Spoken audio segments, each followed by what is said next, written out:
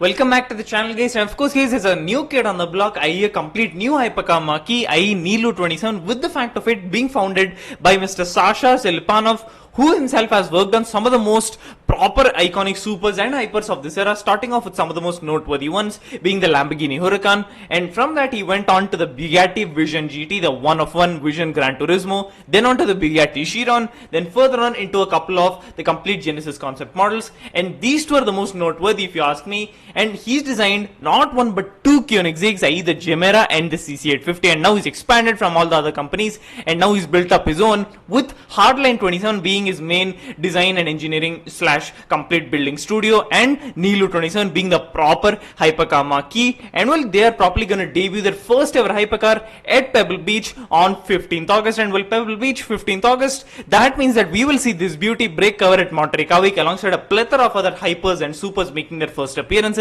And well, this joins that roster, and to begin with, we've only got a very few amount of details and pictures to go off of, but from the details that we have heard, I'm pretty sure that this has got more than enough to properly intrigue a proper car guy, starting off with the fact that it has been confirmed that the proper powerhouse that will power this all new hypercar is a proper naturally aspirated V12. Now that on its own is going to get a lot of hearts racing, and with the fact of it having a V12 in this day and age, I mean, it will definitely win over hearts unlike anything else. But of course, that's not all. It's got a complete proper menacing rear end with a massive diffuser with those huge gaping complete Venturi tunnels with a complete exposed suspension setup, which most likely looks like a complete push rod based suspension setup similar to what you can find in Formula 1 cars. And on top of that, the triple mounted exhaust tailpipes on its own that completely gives it a menacing look with a complete arched wing that goes right over it. And on top of that, gullwing, those with carbon fiber wherever the eye can see. And on top of that, a complete exposed complete rear end on its own means that this thing is going to be quite light to begin with. But of course, we don't know anything other than the fact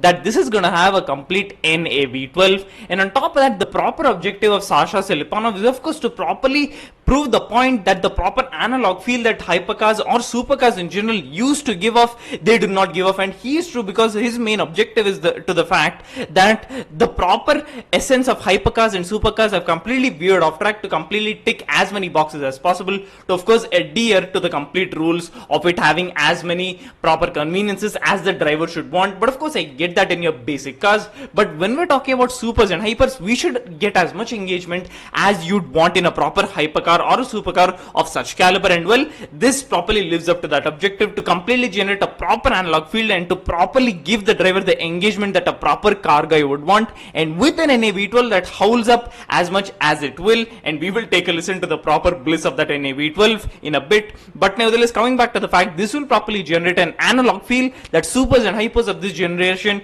do not have anymore. And of course they did, but now we are slowly progressing into the complete evolutionary stuff of hybrids and electrics. And let's be honest guys, electric cars, okay, if you like the environment, I would like to see someone who would. If you like them, use them, but they do not have a place in the proper sector of supers and hypers, because I mean, come on guys, where's the proper thrill? Although they may do the most ungodly speeds in a complete neck breaking manner, with the fact of him generating as much G-forces as you'd probably get in a race car, and of course that is completely formidable to begin with, but the proper essence of an internal combustion engine is completely howling away as you're properly hitting the red line. That is not at all present, thereby giving it the factor of no soul whatsoever, and that's what completely takes it away and takes away the complete thrill of a car of that caliber. And that's exactly why the internal combustion engines are the proper goat in every way possible to properly look at. And on top of that, considering the fact of Rimac on their own, who of course I will give an exception to, as well as pininfarina as well, because they have achieved some proper formidable feats with their electric cars.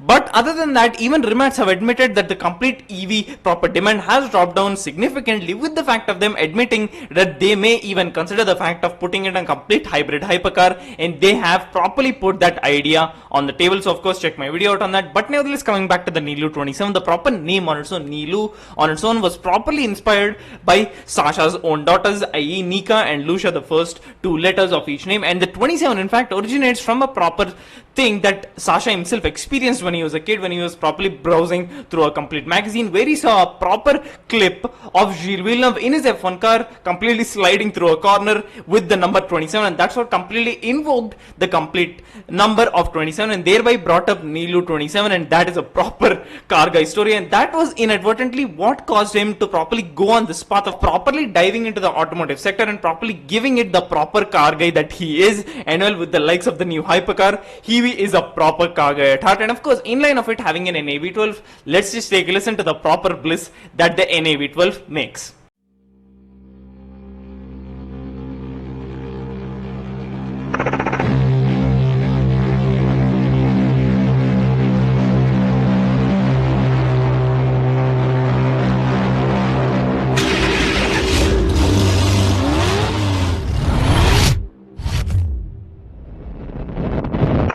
And well guys, an NAV12 will never get old, and well, of course, although they may be your 8.3 liter NAV16s, of course that is the newest bugatti power plant, always the more the cylinders, it does sound good, but nothing can ever compete with a V12 period. But nevertheless guys, coming back to the complete Nilu 27, in terms of it completely having a proper carbon fiber body on its own, obviously it will at this point, and on top of that, it of course will have a complete proper gullwing door system with the fact of that complete exposed suspension setup, the push rod based suspension setup, as I said, similar to what you find in F1 cars, and on top of that, the complete interior, because these are the only pics that we have, the complete interior from the looks of it, although blurred out, it may very well look like it may have a manual gearbox, because first off, let's just take a look behind the steering wheel. You of course see your basic strokes to of course indicate and use the wiper wash and the complete headlights and flickers and so on, but there are no paddles visible whatsoever, and I'm pretty sure that is safe to say that this may very well have a manual transmission, but of course it's not confirmed. I'm just basically going off it, basically off of the picture on its own, nothing is confirmed, but nevertheless only time will tell. But of course my eyes do not deceive me, and I'm pretty sure this pic will definitely do the justice of showing that it may very well have a complete 6-speed manual on its own, and giving it the fact that the main objective of the car is to give it a complete analog feel that hypercars and supercars of this generation do not have. The proper 6-speed manual transmission is definitely along the lines of that, and just gives more reason to the fact that a 6-speed manual is very much the possibility of a transmission in this car, but nevertheless nothing is confirmed.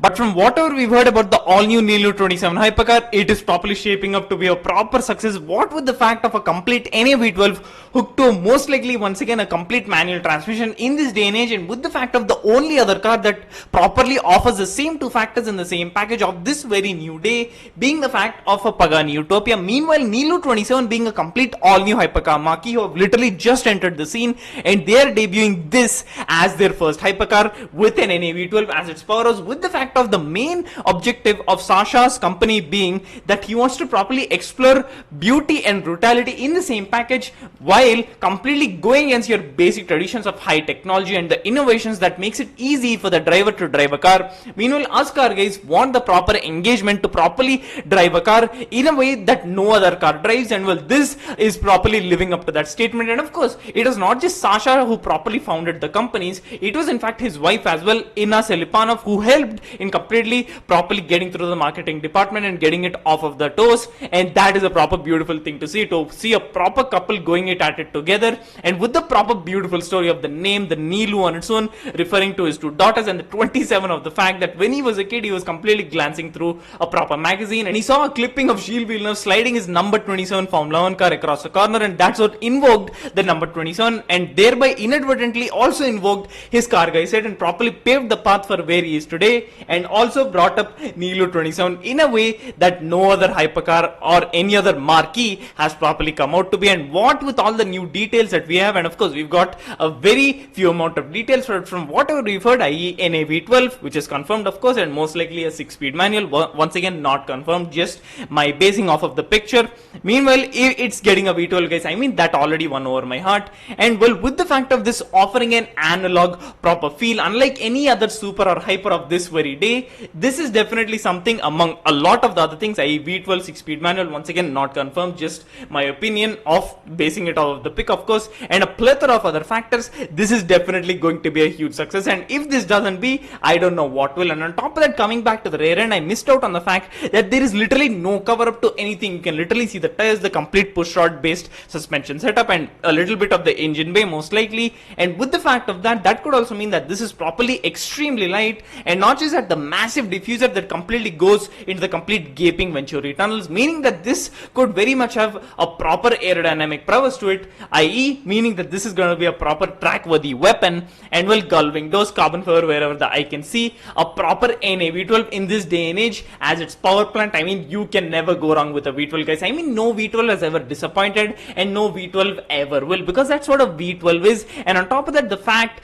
that they are pushing for a complete internal combustion engine return, and with the fact that they properly want the proper ICEs to reign supreme, which is literally every car guy on the face of the earth, other than a couple of them who are proper devotees of electric cars. And well, you like them, but just don't force that shit on us. But nevertheless, the better part of us still want ICEs to reign supreme over the complete automotive sector, and they're bringing the big guns to properly support that theory. I mean, with beauty and brutality in the proper same package, that could only mean that this is a proper monster. Meanwhile, with the fact of being a proper beauty from every angle, because of course the rear end is not just beautiful, it's properly menacing. I mean, with a complete exposed rear end where literally nothing is covered up, I mean, this can only mean that everything else is as monstrous as we are expecting it to be. And in support of the theory of beauty and brutality, I mean, what else could you ask? And in terms of it having an NAV12 in this day and age, and most likely coupled to a manual transmission, I mean, what else could you ask for, guys? Carbon fiber all over the complete exposed rear end to give it that menacing look, and to properly see the intricacies of the complete internal workings, proper gullwing doors, and on top of that, invoking the proper feeling of an internal combustion engine, and on top of that, bringing back the analog feel that hypers and supers properly lack in this day and age. And with the fact of it, an NAV12 with Nilu 27, which on its own is a complete new hypercar marquee to begin with, and they are stepping off of the floor with this as their first incarnation. And well, if this doesn't succeed, I don't know what will. And of course, on top of that, ICEs will always reign supreme, and they are properly supporting that theory by bringing back a massive NAV12 as its power plant. And well, hopefully with the project course that they've planned over the next course of years, as I said, the main objective of that is to properly explore beauty and brutality in the same package, while completely going against basic traditions of high tech and innovation and technology, to properly give it a complete convenient experience, which of course we car guys do not want. We want a proper engaging experience that makes it a proper challenge to drive a car, but not that challenging, but at the same time giving a decent amount of challenge, similar to what it is or how it is to drive a Lamborghini Countach, but nevertheless an old one, of course. But nevertheless, what do you guys think? And of course, a massive hats off to Mr. Sasha and Miss Inna on properly getting this off of the ground and making this as their first incarnation. And well, with this being their first year incarnation, I don't doubt that they'll succeed with this car as their first incarnation. I mean, V12 and all this stuff, an analog feel in this day and age, what else could you ask for? And well, they're probably going to win over the proper hearts of car guys altogether. And well, that's what we car guys want altogether as well. Well, once again, a massive hats off to Mr. Sasha and Miss Inna. And well, what do you guys think? Comment below. And well, thanks for watching, guys. Remember that sub button and click the bell to ensure you don't miss out on any future videos. Thanks for watching, guys. See ya.